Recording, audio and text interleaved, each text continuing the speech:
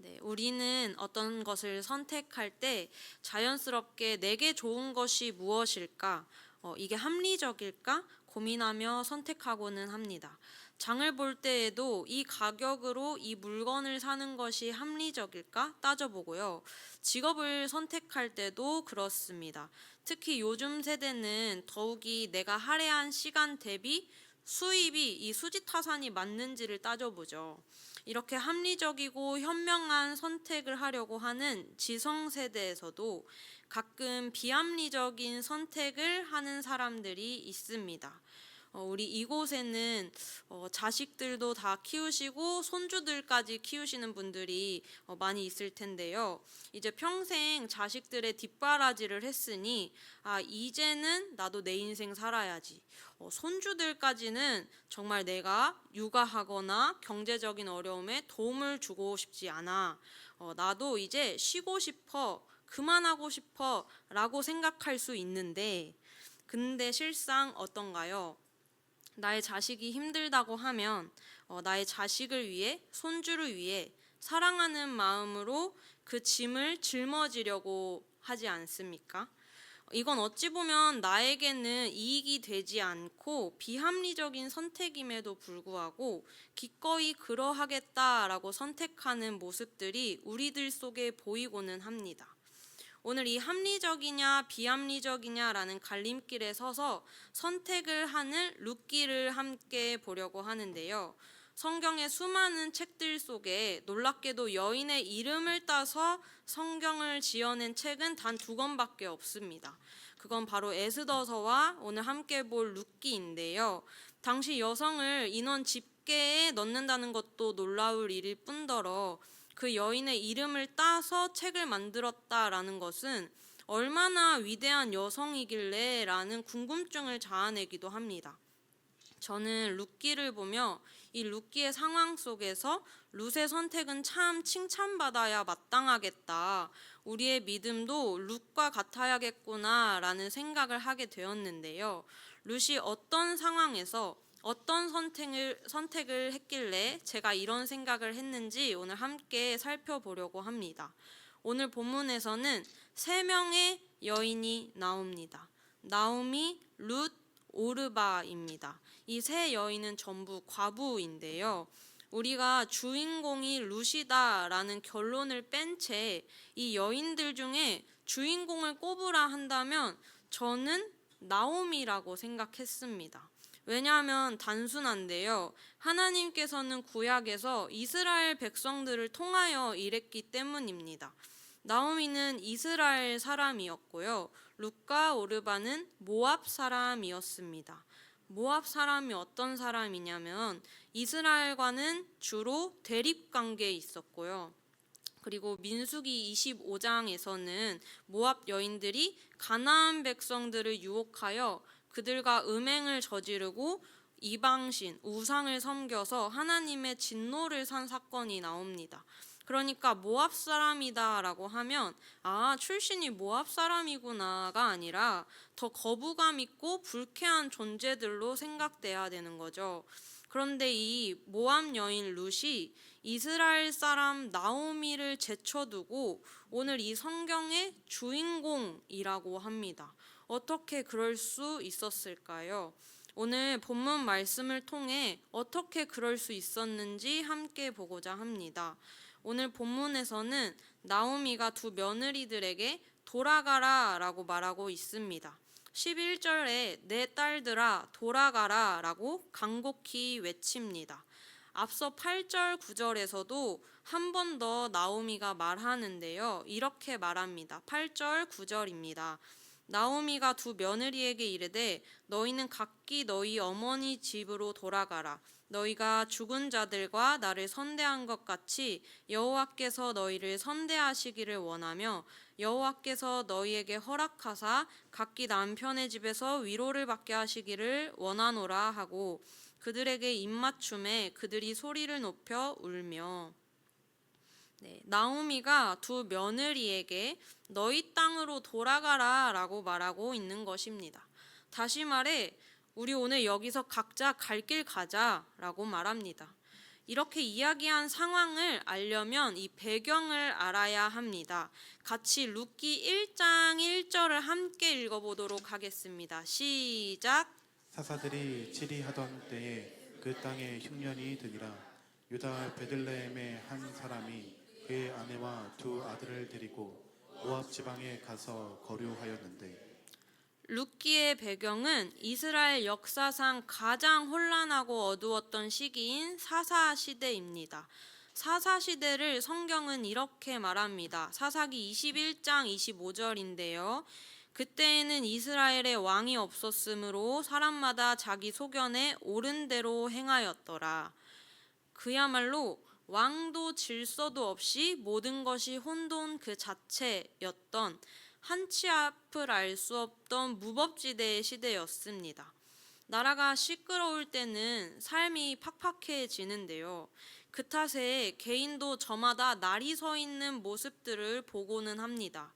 룻기도 시끄러운 나라 속 팍팍한 삶을 살고 있는 한 가정의 모습을 그리는데요. 나오미에게는 가족이 있었습니다. 바로 유다 베들레헴에 살던 엘리멜렉이 남편이었는데요. 이 엘리멜렉은 이스라엘 땅에 극심한 가뭄이 들자 먹고 살 길이 막막해져서 아내 나오미와 두 아들 말룡과 기럨을 데리고 이방 땅 모압으로 이동하여 거류합니다. 아마 그거는 살아남고자 하는 일념 하나로, 나의 가족을 지키겠다라는 일념 하나로 선택했던 절박한 선택이었을 것입니다.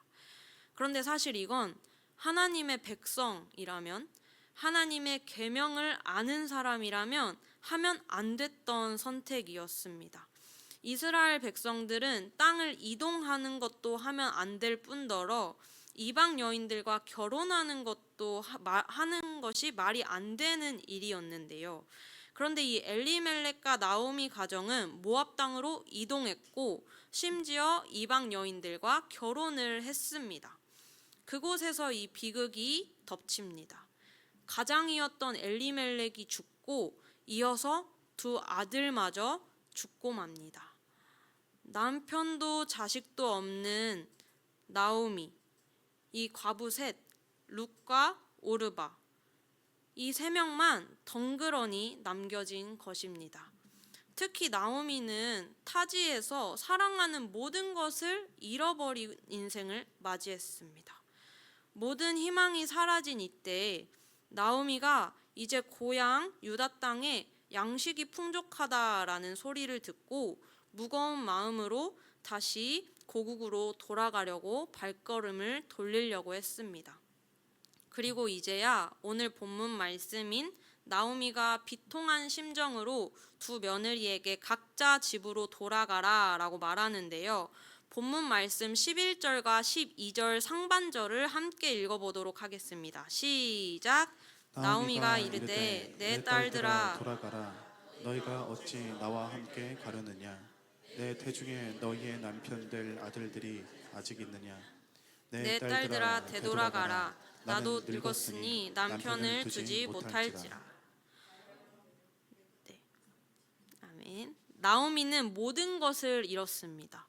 대를 이을 아들들도 없고 과부로 산다는 것이 얼마나 힘든 일인지 알기에 심지어 타지에서 과부로 살 며느리들을 생각하니 그것마저는 볼 수가 없었습니다.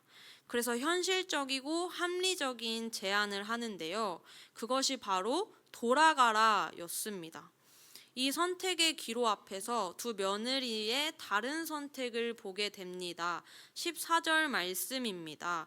그들이 소리를 높여 다시 울더니 오르바는 그의 시어머니에게 입맞추되 룻은 그를 붙쫓았더라. 아멘. 나오미의 간곡한 권유를 들은 두 며느리는 소리를 높여 울었습니다. 그리고 먼저 한 며느리가 나섭니다. 바로 오르바입니다. 오르바는 시어머니에게 입을 맞추고 떠나갑니다. 과연 이 떠난 오르바를 나쁘게 볼 수 있을까요? 어떻게 시어머니를 두고 떠나갈 수 있는가, 파렴치하다라고 생각할 수 있을까요? 저는 오르바의 선택이 나빴다고 생각하지 않습니다. 지극히 현실적이고 합리적이었다라고 생각하는데요. 당시 사회에서는 재혼할 수 있는 처녀가 죽은 남편의 가족을 따라간다는 것이 이례적인 일이었습니다. 그리고 굳이 그렇게 할 의무도 없었습니다. 현실적으로 오르바는 이방 여인이었고 나오미는 빈손이었습니다. 나오미를 따라가봐야 아무런 미래를 보장받을 수 없고 고난의 길만 남아있을 뿐이었습니다. 모압에 남는 것이 재혼을 하고 안정된 삶을 살기에 유일한 길이었습니다. 그러니 이 오르바의 선택은 오히려 현명하고 이성적인 판단이었습니다. 여러분, 우리의 삶에서도 이처럼 합리적이고 논리적인 선택이 필요한 순간들이 있지 않습니까? 위험을 피하고 이익을 따르고 손해보지 않으려는 선택 말입니다. 저는 시간을 손해보지 않으려고 하는 마음이 굉장히 큰데요. 제가 생각하는 틀 안에서 하루 일정이 굴러가야지 갑자기 들이닥치는 일에 대해서 굉장히 심적 어려움을 겪는 스타일입니다. 그래서 저는 20대 초반에 청년부 공동체에서도 오늘 예배 끝나고 청년 모임이 있습니다 라고 하면 저는 이제 알바가 있어서 모임에 참여할 수 없습니다 라고 알바 가기 전에 시간이 많이 남았는데도 도망을 가곤 했습니다. 그리고 이제 친구들하고 여행을 가는데도 즉흥적인 걸 좋아하는 친구들이 있어요. 그러면은 저는 1박만 계획을 하고 갔는데 이 낭만을 좋아하는 친구들은 갑자기 그곳에서 좋다 하면 막 하룻밤 더 자고 싶나 봐요. 그래서 1박을 더 하자 이런 친구들이 있었습니다. 그러면 이제 저는 이게 계획이 없던 일이기 때문에 기겁을 하고 난 집에 가야 된다. 그리고 저는 혼자 집에 돌아오는 사람이거든요. 그래서 이렇게 저는 제 시간을 지키기 위해 하는 것들이 다 합리적이다라는 생각을 해와서 그런 선택을 줄곧 해왔습니다. 오르바의 선택 또한 그래 보입니다. 그런데 룻은 달랐습니다. 14절 하반절을 보면요. 이렇게 되어 있습니다. 룻은 그를 붙쫓았더라. 이 붙쫓았더라는 이 단어는 단순한 따라감이 아닙니다. 그것은 끈질기게 매달리다, 단단히 고정하다, 놓지 않고 굳게 붙잡다라는 강력한 의미를 가지고 있는데요. 오르바가 떠났음에도 불구하고 룻은 나오미를 놓지 않고 매달린 것입니다. 그리고 이어서 룻의 고백은 그녀의 비합리적인 선택의 깊이를 보여줍니다. 함께 16절과 17절을 읽어보도록 하겠습니다. 시작. 어머니를 떠나며 어머니를 따르지 말고 돌아가라. 강권하지 마옵소서. 어머니께서 가시는 곳에 나도 가고 어머니께서 머무시는 곳에서 나도 머물겠나이다. 어머니의 백성이 나의 백성이 되고 어머니의 하나님이 나의 하나님이 되시리니 어머니께서 죽으시는 곳에서 나도 죽어 거기 묻힐 것이라. 만일 내가 죽은 일 외에 어머니를 떠나면 여호와께서 내게 벌을 내리시고 더 내리시기를 원하나이다 하는지라. 아멘. 이방 여인의 룻의 믿음의 고백이 여기에 나옵니다. 아까 오르바에게 적용되었던 재혼 가능한 여인이 죽은 남편을 따라갈 하등한 이유가 없는데 따라간다는 현실을 생각하면 이 룻의 선택이 참 비합리적이지 않습니까? 안전한 모압 땅, 그리고 재혼의 기회, 익숙한 고향을 버리고 빈털터리 시어머니를 따라 빈곤과 외로움이 이미 너무 그려지는 예상되는 그 길을 선택한다는 게 어찌 보면 어리석어 보이기도 합니다. 룻의 이 비합리적인 선택은 매우 파격적이고 무모했는데요. 왜냐하면 자신의 민족과 신을 버리고 이방인이었던 자신이 이스라엘 백성과 그들의 하나님을 따르겠다라고 선언한 것이기 때문입니다. 하지만 오늘 저희는 이 룻의 이 비합리적인 선택 속에서 바로 믿음의 참된 가치를 보려고 하는데요. 룻은 단순한 정이 아니라 보이지 않는 하나님에 대한 굳건한 믿음과 나오미를 향한 인자함, 히브리어로는 헤세드라고 하는데요. 신실하고 변함없는 사랑으로 이 길을 선택했습니다. 그녀는 이렇게 선택을 안 했어도 됐는데 오르바처럼 현실을 따라 합리적이고 현실적인 선택을 했어도 됐는데도 불구하고 이 현실의 유익이나 손실을 계산하지 않고 오직 믿음의 눈으로 주님을 바라보며 붙쫓는 선택을 했습니다. 사랑하는 성도 여러분, 우리는 어떻습니까? 우리는 매일 어떤 선택을 하며 살아가고 있습니까? 안 그래도 되니까 오르바처럼 합리적이고 이성적인 선택을 추구하며 사는 것에 익숙해져 있지는 않습니까? 그러나 안 그래도 되지만 그 안에 세상의 계산법으로는 설명되지 않는 비합리적인 믿음의 선택을 해보신 적이 있습니까? 오늘 룻의 이야기는 우리에게 질문합니다.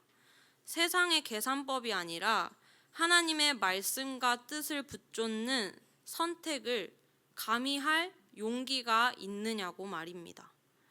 때로는 물질적인 손해를 감수하고서라도 진리를 따르는 것, 다른 사람들의 시선이 두려워도 외로워도 믿음의 길을 걷는 것, 모든 것이 불확실해 보여도 주님의 약속을 붙잡고 나아가는 것, 이것이야말로 룻이 우리에게 보여준 믿음의 참된 가치인 붙조즘의 의미입니다. 이 결론적으로는 룻의 비합리적인 선택은 결국 그녀를 다윗 왕의 증조 할머니로 나아가 예수 그리스도의 족보에 오르게 하는 놀라운 결과를 가져왔습니다. 하나님의 선한 섭리는 인간의 합리적인 계산을 훨씬 뛰어넘는다는 것을 보여주는데요. 오늘 이 말씀을 통하여서 우리는 다시 한번 주님을 붙쫓는 룻의 믿음을 결단하기 원합니다. 안 그래도 됐음에도 불구하고 주님께서 원하시는 그 길을 끈질기게 붙쫓아 가겠다라는 확실한 결단이 있기를 바랍니다. 저는 이 말씀을 보며 지금 우리 교회의 상황과 이 말씀이 맞닿아 있다라는 그런 지점을 발견했는데요. 저희는 지금 교회 장소 이전을 앞두고 있지 않습니까? 이 선택의 기로 앞에서 저희는 수많은 상황 속에 합리적인 것이 무엇인지 꼼꼼히 재보아야 하는 중요한 순간이라고 생각합니다. 그리고 완벽한 대안이 주어지기를 바라기도 합니다. 한 곳에서 예배를 모여드리면 어떨까? 더 좋은 건물이 있을까? 무엇이 합리적일까? 합리적인 생각을 한다고 해서 나쁘다고 할 수 있겠습니까? 없습니다. 나무라는 사람도 없습니다. 그런데 이때 모두 제가 생각하는 합리적인 방법은 이렇습니다 하고 다양한 의견으로 편이 갈리고 마음이 나뉘는 것보다 내가 생각하기에는 비합리적인 것 같아도 이거 우리 부서가 좀 손해보는 거 아니야? 라는 마음이 들어도 하나님께서 우리에게 제일 좋은 것을 주시며 제일 좋은 길로 인도하시리라는 신뢰로 모두 한 마음 한 뜻 하나됨의 마음을 쏟는 시간이 되었으면 좋겠습니다. 룻은 본인의 나오미를 붙쫓는 비합리적인 선택이 예수님의 계보에 오르리라는 것을 상상조차 하지 못했습니다. 손해를 보는 것 같고 이익이 없는 것 같은 이 비합리적인 선택이 어떤 결과를 가져올지는 모릅니다. 그러나 룻이 믿음의 계보에 오르게 된 이 상상도 못한 일이 펼쳐진 것처럼 제일 좋은 것을 주시며 선한 길로 인도하시는 주님을 붙쫓는 우리가 되기를 소원합니다. 말씀을 맺으려고 합니다. 룻기 1장을 보며 주목했던 부분이 있습니다. 하나님의 말씀이 들리지 않았고 각자의 소견이 옳은 대로 살던 이 시대에 유대 베들레헴 출신 이스라엘 출신 엘리멜렉과 나오미는 선택하지 말았어야 할 하나님의 말씀과는 상관이 없는 선택을 했습니다.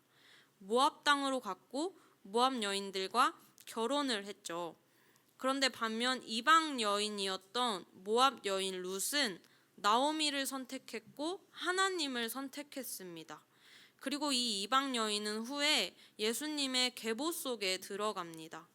어떻게 이방 여인이 이렇게 현명한 선택을 할 수 있었는가?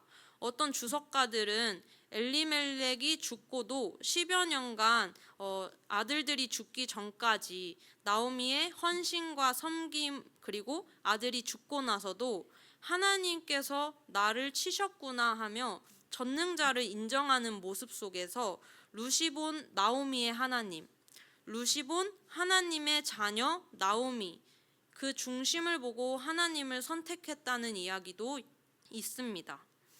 이유가 어찌되었든 그를 붙쫓는 룻의 선택이 그의 인생을 송두리째 바꾼 것처럼 우리도 우리의 생각과 합리적인 것보다 비합력일지라도 그 속에 하나님의 뜻이 있음을 발견한다면 주님을 붙쫓는 믿음으로 한 주를 살아가길 소원합니다. 하나님의 큰 그림 속에 오늘 하루 주님을 붙쫓는 믿음의 걸음을 걷는 곁에 있는 교회 성도님들 되기를 주님의 이름으로 축복합니다. 오늘 들은 말씀 가지고 함께 기도했으면 좋겠는데요.